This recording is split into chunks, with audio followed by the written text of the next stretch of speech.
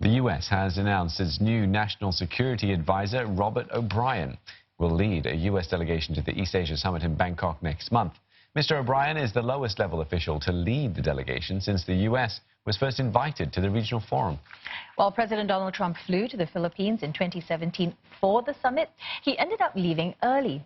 He sent Vice President Mike Pence last year. Now, analysts say Mr. Trump's absence in Bangkok next month will raise questions about U.S. commitment to the region, especially after its withdrawal from the Trans-Pacific Partnership Trade Agreement.